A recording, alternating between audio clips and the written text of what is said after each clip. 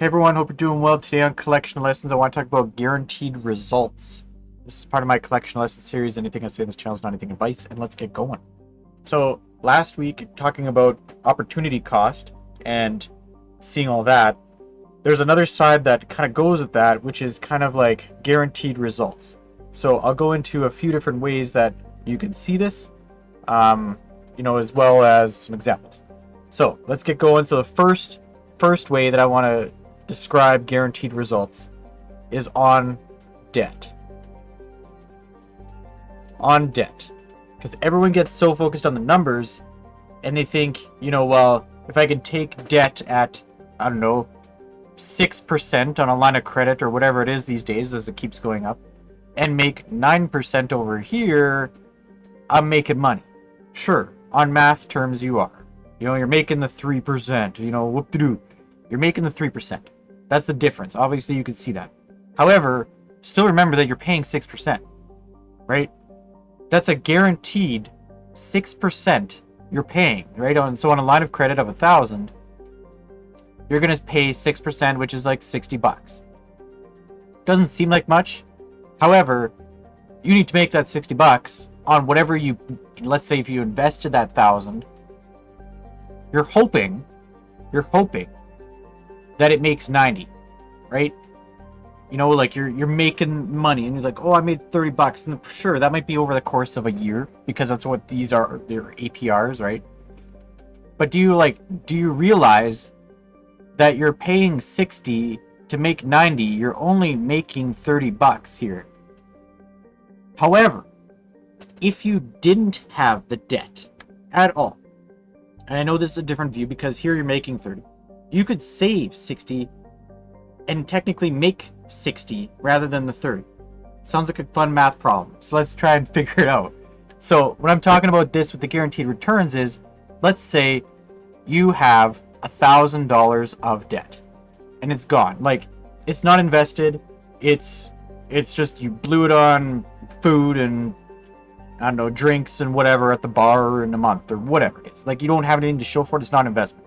Like, you don't even have a car to show for this. Like, you have nothing you can sell that was worth $1,000. That was the original, the $1,000 that you borrowed, right? It's just blown into bits.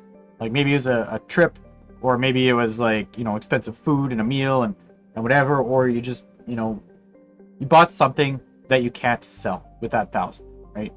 That's the worst way to take out debt.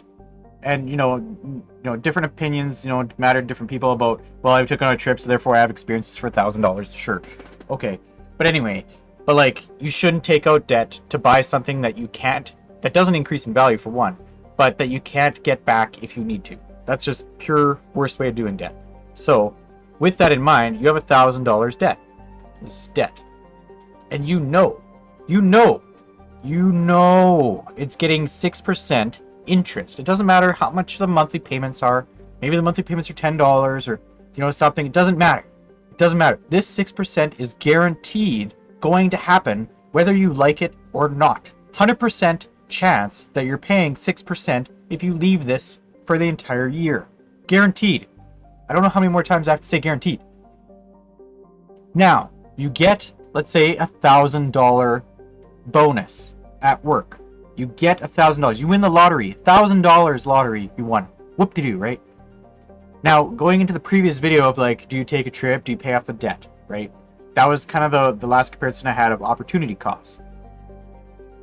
Opportunity costs aside, do you want to make a guaranteed 6% on your money?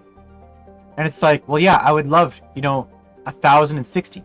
It's like, well, you're not going to get 1,060 today. However, in a year, that 1,000 is going to be worth 1,060 of debt that you would have had, if you think of it like that.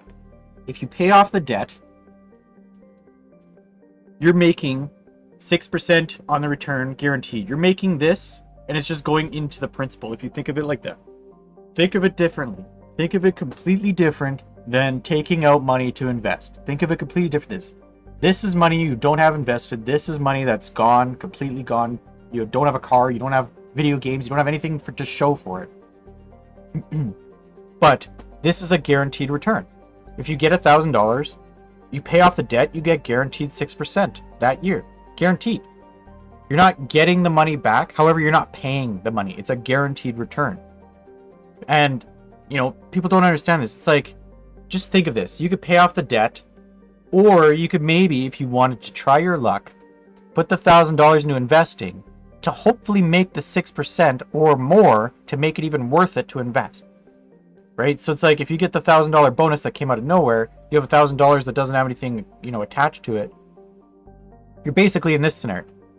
You got to make, however much, if you take this 30 or this 90, I guess, this 90 and divide by 12, that's what, like just under $8, around $8. We'll just say $8 a month, because $8 a month is 96. So you need to make $8 with this $1,000, and you need to make it guaranteed. You need by the end of the month, you need this. How do you make the $8 with a 100% chance of it happening in the month of January, let's say? How do you make that happen? I don't know of any way. You could try. You could try and invest it. You could try go to the, poker tables or the casino slot machines. You can try, but it's not guaranteed. It is 100% not guaranteed, right? There might be a 50% chance. Usually at casinos, it's less than 50%. And chances are, it's not like you put the money, the $1,000 in the slot machine, you roll the thing and it goes, oh, no, sorry, try again. No, it takes the money, right? So it's like, if it takes, and that's where the whole risk to reward stuff comes into play. It's like, if you lose $10, now you got to make 18, right? And if you don't make this, let's say in January you don't make it, and you still have $1,000 at the end of January, right? $1,000 at the end of January, that's 1,000. Now you need to make that 9% in the next 11 months. So what does that mean? Months. What does that mean then? Well, now this amount that you need to make per month, the $8 that you had, now has to be by 11. You need $90. 90 divided by 11 is more money, right? It's like you need $9 now, let's say. And you're like, oh, $9, whoop-de-doo. It's like, now you need $9. Yeah, but then you don't get it again, right? And then it continually gets worse. And then by the end of it, when you could have had 6% guaranteed return on your investment by paying off your debt, and now you're at month 11, so 11 months in, so now you have like, just scratch this up. If you have 1 month left, and you need to make that at least 6%, but you really need to make the 90 because that's what you're aiming for, or the $90, the 99%. It's like, now you have $1,000, and you have to figure out a way to make at least $60 more to make this entire math even. It's like you just took risks the whole long way, and it gets harder as you go along if you didn't get the monthly return of $8 the first time. Now it's like you need to make 60 at least to break even with this calculation. But then it's like, overall of this, right, it gets harder as you go. And that's why I really like the guaranteed returns. Is like, it's guaranteed, it's going to happen whether you like it or not. It's not making money if you pay off debt in this sense, but it's saving you money, right? It's saving you the money. And that's the biggest thing, is you want to save most of your paychecks. You want to invest most of your stuff. It's like, if I pay this $1,000, then theoretically at the end of the year, I'm going to have $60 that can actually go towards investments.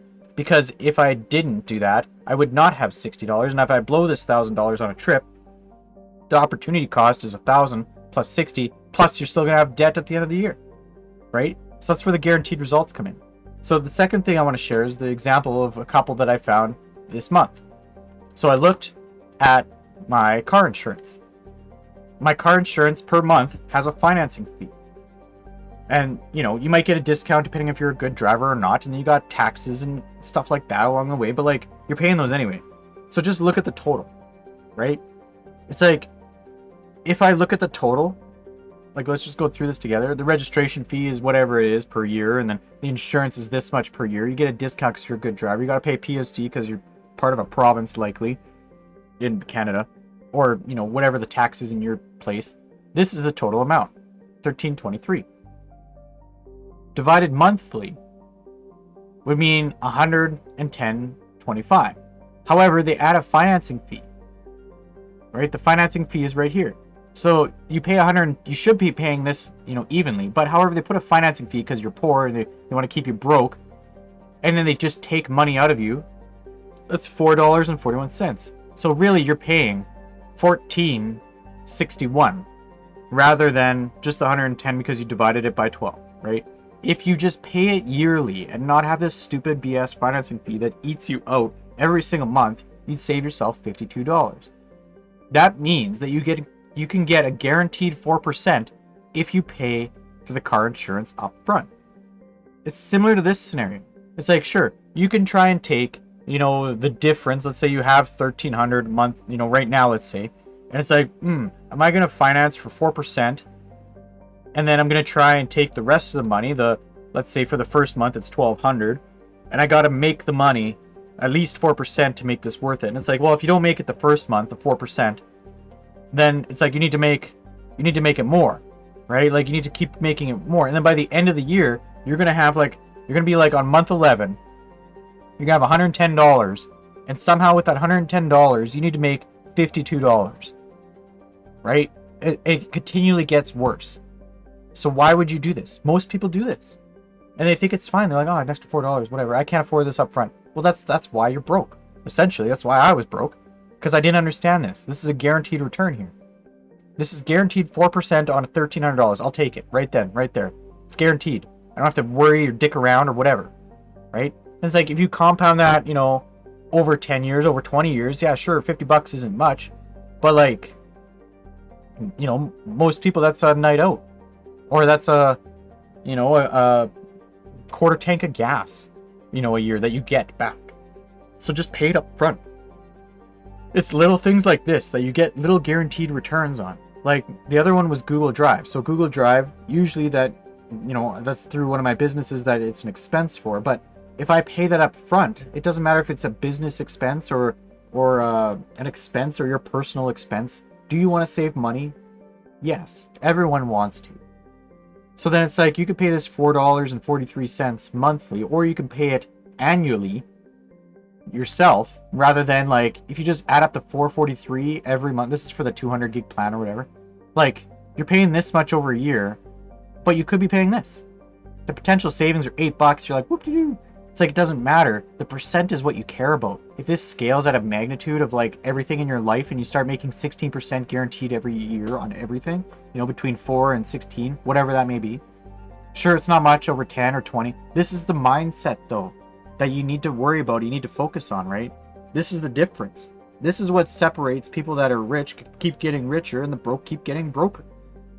These percents usually like go up. The financing fee goes up because inflation and stuff, right? Like it's little things like this that are guaranteed. It's like, why wouldn't you? Well, it's like, I can't afford it now. It's like, but you can't afford it over the year either, but you make it work. That's what I wanted to share with the guaranteed returns. There's so many out there. You just got to take advantage of them. Like Amazon is another one where I think it's like you can pay $100 or something if you want the subscription thing. If you can pay $100 up front, or you pay $120 over a year, or whatever that is, it's like that's 20% return guaranteed. Why would you not take a guaranteed 20%? It's like, do you want to put this like on your credit card, and that type of thing? It's like, well, you don't want to put it on debt, but like that's basically like you're paying credit card type interest if it's over 20% guaranteed, right? Like it's a form of debt in a sense, if you think of it like that. So that's what I want to share with guaranteed returns, is look for those guaranteed returns. If I pay it up front, if I do my passport for a good for 10 years and it saves me 2 years, that's a 20% return, right? You got to think of percents. Don't think in dollar values here. You're thinking in percents over here. I don't know why you don't think in percents over here, but that's what you need to think about. And that's one thing that I kind of learned with, coming out of debt, is I knew that those were guaranteed returns, right? It's like when you pay for $100,000 of debt and you pay it off, it's like, remember, it's getting interest the whole way. So that's why it became $133,000 of debt, because $100 of debt to try and pay $100 of debt with $2-3 a month, it's going to gain interest the whole time. It's like you actually threw 133 towards debt, right? That's what I realized, and that's what my whole, debt-free video was about. So, hope you guys see this. Hope you guys are doing well. Guaranteed returns. Take a look at them. Figure them out in your life. And thanks, and talk soon.